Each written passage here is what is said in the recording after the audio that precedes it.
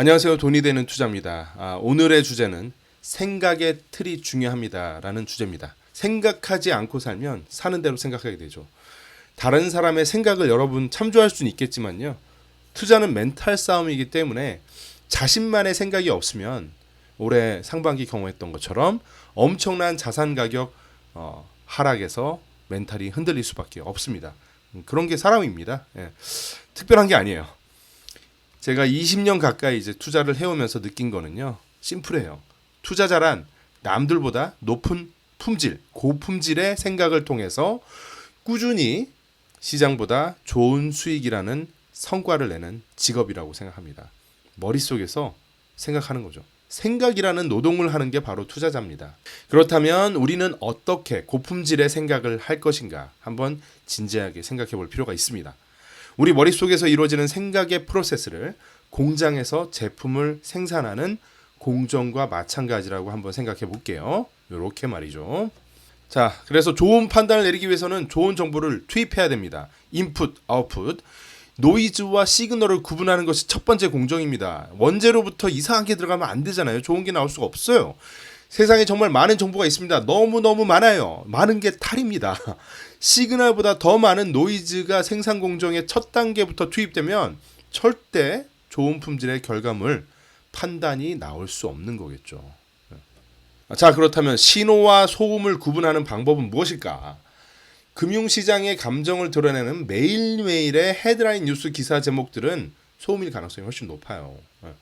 과거 20년, 50년, 100년 그 역사 있지 않습니까? 금융투자의 역사에 대한 정보를 책에서 얻는 것은 반복되는 역사 속에서 신호를 찾기 위한 고고학적 노력이다. 저는 그렇게 생각해요.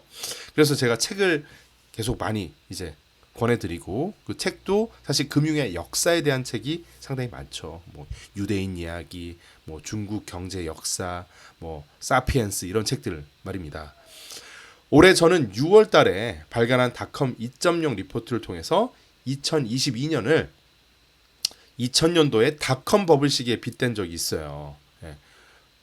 6월 달이니까 5개월 지났습니다. 그때 32장이 되는 리포트 속에 쓴 내용들이 바로 역사 속에서 유사한 패턴을 찾아서 현재에 대한 시그널을 찾기 위한 그런 노력을 했던 겁니다. 한 30장 넘는 그 닷컴 2.0 리포트는 고정 댓글에 남겨놓을 테니까 혹시 안 보셨으면 5개월 전 그 리포트 지금이라도 보세요. 자, 그래서 당시에 가장 중요하게 바라볼 변수 하나를 꼽았습니다. 변수 수십 가지를 한꺼번에 보라고 하면 그건 시그널이 아니죠. 노이즈입니다. 미국의 실업률 추이 하나를 보자. 바로 이 결론을 냈는데요. 다른 수많은 변수는 매일 경제방송에서 정말 많은 전문가들이 설명을 해주시죠. 그 많은 정보를 다 이해하는 것 자체가 정말 에너지의 낭비이고 오히려 여러분들이 미래를 내다보는 눈을 가린다고 저는 생각을 했습니다. 자, 한번 그때 가설이 어땠는지 한번 보겠습니다.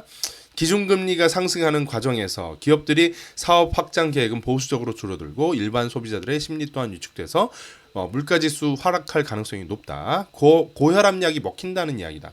동시에 기업들은 침체 시기 버틸 수 있는 자금 보유를 위해서 인원 삭감 또는 영업비용을 낮추기 위한 방법을 모색할 것이다. 그 결과 실업률 상승으로 이어지며 인플레이션을 유발하지 않은 적절한 실업률 나이루 범위에 안착하는 모습이 나타날 수 있다. 주가 역시 기업들의 성장성과 이익 창출 능력의 감소를 감안하면 추가적인 하락을 예상할 수 있으며 그 폭은 20년 평균 실러 PER 근접하는 수준으로 앞으로 S&P가 더 하락할 가능성이 있다고 판단한다. 5월 달에 썼습니다. 그래서 불가피하고 의도된 불황이라는 결과를 예상을 했던 것이죠. 그래서 결과적으로 현재 기준 미국의 실업률은 3.5% 바닥을 찍고 3.7%로 상승하는 추세 속에 있습니다. 메타, 트위터 등 빅테크 기업들의 대량 감원의 소식이 연일 들려옵니다. 앞으로 미국의 실업률이 4% 이상으로 상승할 가능성이 높다는 거죠. 경기 침체 본격화를 알리는 이런 시그널입니다. 이러한 침체가 결국 위의 생각의 틀에서 제시한 불가피하고 의도된 불황이라는 키워드로 설명이 가능합니다. 올해의 가장 큰 이슈는 40년 만에 가장 높은 수준의 인플레이션을 잡는 것이고 인플레이션이라는 고혈압 환자에는 혈압이 떨어질 때까지 혈압약 금리 인상을 매겨야 된다는 것이죠. 아주 단순한 논리의 쉬운 전망이었던 겁니다. 진리는 복잡하지 않아요. 혈압약을 먹는 가운데 혈압량이 떨어지겠으나 그 결과 부작용은 어쩔 수 없다는 것이고 이 부작용이 바로 뭡니까? 경기 침체라는 것이죠. 자, 그래서 결론적으로 미국의 인플레이션 정점을 찍고 서서히 하락하는 추세고요. 이 인플레이션이 꺾였다는 거에 시장이 환호를 하고 있습니다. 인플레이션이 정점을 지나고 미국 실업률이 상승 기조가 되었기 때문에 연준의 금리 인상 압력은 확실히 올해 초보다 완화됐습니다. 그건 맞아요. 네. 이건 확실히 현재의 팩트입니다. 5개월 전부터 저는 전망을 했던 것이고, 하지만 이제는 실물 경제의 경기 침체가 얼마나 그 골이 깊고 장기화될 것인가, 이것이 더 중요한 아젠다가 될 가능성이 높습니다. 이제 고혈압약을 잔뜩 먹어서 혈압은 잡았는데 부작용이 얼마나 클 것인가, 이걸 세심히 지켜봐야 하는 그런 시기인 것이죠.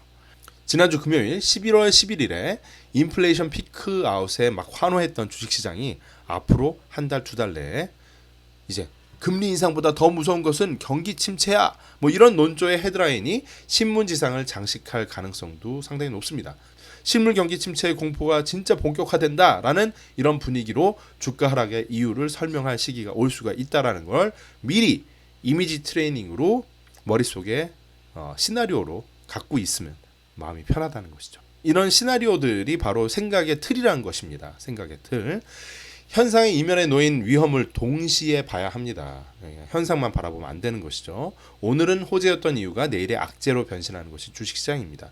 그래서 미스터 조울증인 것이죠. 이런 중증 조울증 환자와 함께 멘탈이 흔들리지 않으려면 다시 강조하지만 스스로의 생각의 틀, 그것이 중요합니다.